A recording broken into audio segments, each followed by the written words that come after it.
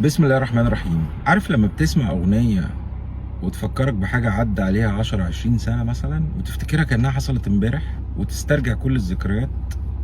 أو عديت جنب شارع فكرك بأصحابك، كلت أكلة فكرتك بموقف.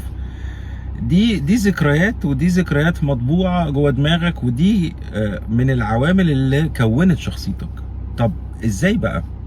أي معلومة انت بتستهلكها من الدنيا وتربط معاها شعور، انفعال، احساس من القلب، بتبقى ذكرى بتتبرمج جوه دماغك.